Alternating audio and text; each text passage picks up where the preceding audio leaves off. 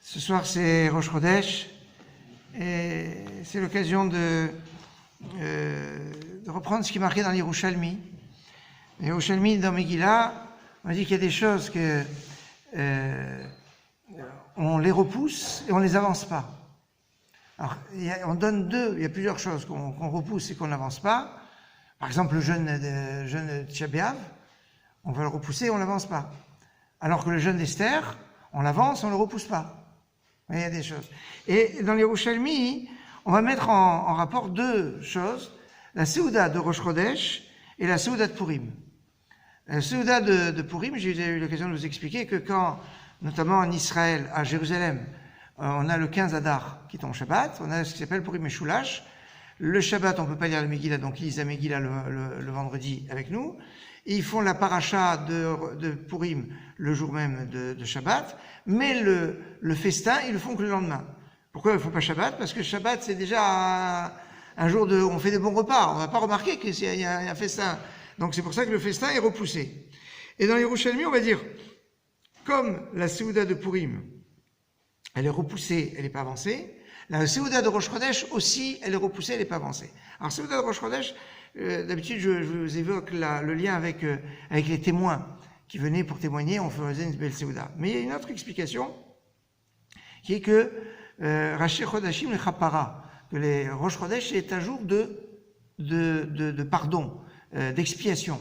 Or, il y a une notion d'expiation qui passe par la nourriture.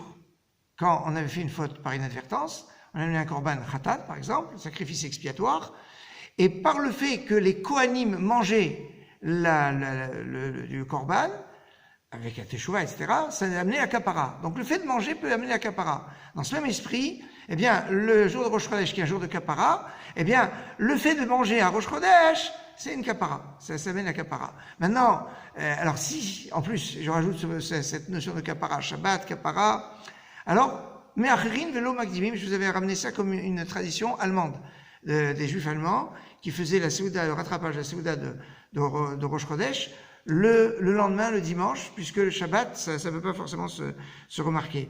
Maintenant, il y a une autre similitude entre la Seouda de Rosh Chodesh et la Seouda de Purim. C'est que la Seouda de Purim se fait le jour et pas la nuit.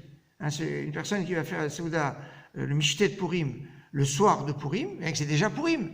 Eh ben non, je ne parle pas de la sortie de Purim, où là c'est fini Purim. Alors c'est bien de faire en fin d'après-midi plus ou moins, mais il faut que ça soit avant la nuit, bien avant le coucher du soleil.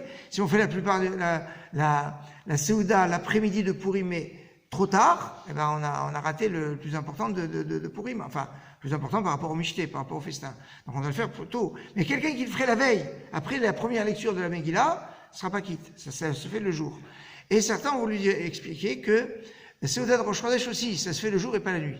Pourquoi? Parce que Ein Mekadshin et Chodesh Belaïla. On ne sanctifie pas le mois le soir. C'est pour ça que si on oublie Ya'alev Yavo dans Arvit, de Rosh Chodesh, on ne recommence pas. Alors que si on l'a oublié à Shacharit ou à Mincha, on devra recommencer la Mida si on a oublié le rajout de Rosh Chodesh, de Ya'alev Yavo de Rosh Chodesh. Donc le soir, c'est pas tellement le moment pour la Seouda. La Seouda, c'est plus dans la journée de Rosh Chodesh. Toutefois, sur ce point, quand Rosh Chodesh tombe Shabbat, il y a certains qui disent non, c'est bien de faire Motzei Shabbat, Davka. Pourquoi Motzei Shabbat? De toute façon, on fait Seouda Arvit. Parce que justement, il y a une connexion très intéressante entre le 4e repas du Shabbat, qui vous savez, c'est Seouda de David Malka Meshicha, c'est la Seouda du roi David. Pourquoi la Seouda du roi David? Parce que le roi David avait demandé à Dieu de savoir quel est le jour où il allait mourir. Hachem a dit, je dévoile pas ce genre de choses, je suis désolé. Ah non, bon, il a dit, bon, je peux te dire une seule chose, ce sera un Shabbat. Il y a un Shabbat, alors il a dit, bon, il a essayé de négocier, est-ce que je peux jusqu'à dimanche, tu me laisses un jour de plus? Il a dit non, je peux pas, parce que il a arrêté le Shlomo qui doit rentrer. Il a dit, bon, alors c'est pas grave, un jour de moins. Il te dit non, Kitov Yom Hatzercha Me Aleph. Je préfère un jour de tefila à toi que 1000 sacrifices de ton fils. Donc on pouvait pas. Donc il est Niftar Shabbat. Mais il savait pas quel Shabbat. Donc tous les samedis soirs, il faisait une fête, parce que il savait qu'il avait encore une semaine à vivre. Donc c'est pour ça que c'est une des raisons pourquoi la Seouda de la 4e repas et la Seouda de David Malka Meshicha. Or, il y a une autre connexion, c'est que le roi David est lié aussi à Rosh Chodesh. Pourquoi? Parce que tout le principe de la royauté est lié à la lune, avec une notion cyclique. Il y a des liens très très forts entre la notion de cycle de la lune et la royauté. Et d'ailleurs, l'une des façons de dire que c'était Rosh Chodesh, on disait David, Melech Israël Chai Vekayam. C'était un code pour dire que c'était Rosh Chodesh. À une époque, on ne pouvait pas sanctifier le mois. D'ailleurs, c'est pour ça qu'on le dit dans Birkat Levana. Birkat Levana qui est le prolongement de la bénédiction du mois. Et donc, le roi David, il est lié avec Rosh Chodesh. Alors, le roi David est lié avec Rosh Chodesh. La Seuda de Rosh Chodesh, on va la faire quand? Motzei Shabbat, qui est la Seuda de David Malka Meshicha. Donc, la connexion, elle est plus sympathique.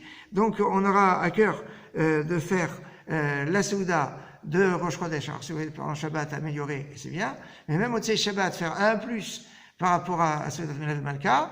Et si vous voulez faire les Rafra des Milta, on pourrait dire, un petit plus aussi dimanche pour rattraper la Seuda de Rosh Chodesh, et les Matov Naim et Reftov.